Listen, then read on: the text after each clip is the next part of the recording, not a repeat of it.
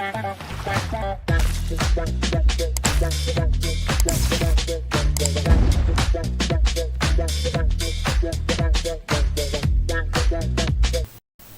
বন্ধুরা, আজ আমরা শিখব হ্যাভ ভার্বের বর্তমানকালের ব্যবহার।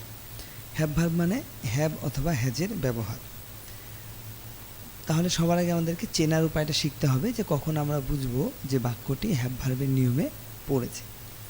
তো বাংলা বাক্যে যদি ক্রিয়া বা কাজ না থাকে এবং আছে থাকে, তাহলে বুঝতে হবে বাক্যটি হ্যাভ বা হ্যাজের ব্যবহার করতে হবে।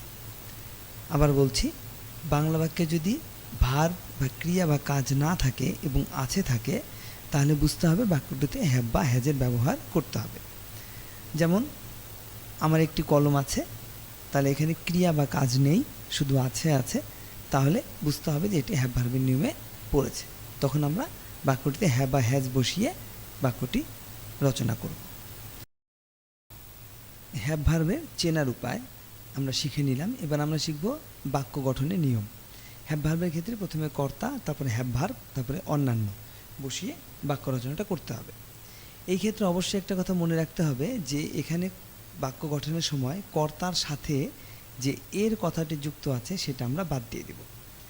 যেমন বলছি, আমার থাকলে হবে আমি, তোমার থাকলে হবে তুমি, তার থাকলে সে, রামের থাকলে রাম, অর্থাৎ এরটা বাদ যাবে। যেমন আমার আর এর যোগ করলে, আমি আর এর যোগ করলে আমার হয়, দেখেন আমার থেকে আমরা এরটা বাদ দিয়ে আমরা আমিটাকে রাখবো। সেরকম বহু বচনের ক্ষেত্রে আমাদের থাকলে আমরা ব্যবহার করব, তোমাদের থাকলে তোমরা ব্যবহার করব, তাদের থাকলে তার ব্যবহার করব। এটা আমাদের মাথায় রাখতে হবে। হ্যাভ বা হ্যাজ বসানোর নিয়ম: কর্তা যদি থার্ড পারসন এবং একজন হন, তাহলে হ্যাজ বসবে এবং বাকি সব ক্ষেত্রে হ্যাভ বসবে। আবার আমি বলছি, কর্তা যদি থার্ড পারসন অর্থাৎ তৃতীয় ব্যক্তি বা তৃতীয় পুরুষ এবং একজন হন, তাহলে হ্যাজ বসবে, বাকি সব ক্ষেত্রে হ্যাভ বসবে। উদাহরণস্বরূপ আমরা বলতে পারি যে আমার একটি কলম আছে।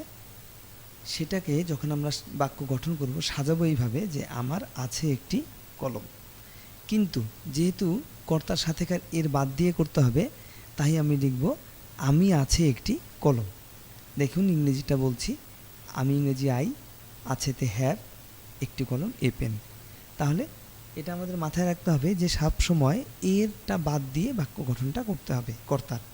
তাই আমি সাজানোর সময় সাজিয়ে নিলাম, আমার একটি কলম আছে, সেটাকে সাজালাম আমার আছে একটি কলম, এবং পরে সাজালাম যে আমি আছে একটি কলম, সে ইংরেজিতে লিখলাম আই হ্যাভ এ পেন। ঠিক সেরকমই তোমার আছে একটি কলম, তাহলে তোমার থাকলে তুমি হবে, তাহলে ইউ হ্যাভ এ পেন। ঠিক সেরকম রামের একটি কলম আছে, তাহলে রামের আছে একটি কলম ধরে রামের এরটাকে বাদ দিব, দিয়ে লিখব রাম আছে ইংরেজি হ্যাজ এ পেন। মিতা ও সীতা যেহেতু দুজন, তাহলে মিতা ও সীতার ক্ষেত্রে হ্যাভ বসবে, তাই মিতা এবং সীতা হ্যাভ পেন্স। এই ক্ষেত্রে আমরা একটা নতুন শব্দ শুনতে পারলাম, সেটা হচ্ছে পার্সন, থার্ড পার্সন।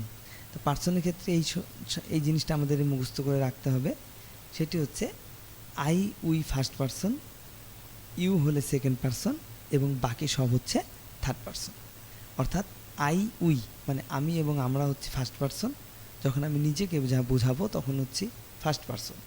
যখন আমি অন্য কারোর সাথে কথা বলছি, তাকে যখন সম্বোধন করছি, তখন হবে ইউ অর্থাৎ সেকেন্ড পার্সন। এবং যখন আমি অন্য কোনো ব্যক্তির সম্বন্ধে আলোচনা করছি বা অন্য কোনো জিনিসের সম্বন্ধে বা বস্তুর সম্বন্ধে আলোচনা করছি, তখন সে হবে থার্ড পার্সন।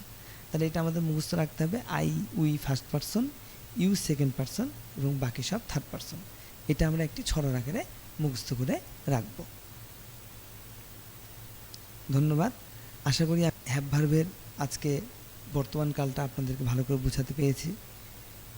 আমার এই চ্যানেলটি যদি আপনাদের ভালো লেগে থাকে, তাহলে অবশ্যই লাইক, কমেন্ট এবং সাবস্ক্রাইব করতে ভুলবেন না এবং শেয়ার করতে ভুলবেন না। সবাই ভালো থাকবেন, সুস্থ থাকবেন। ধন্যবাদ।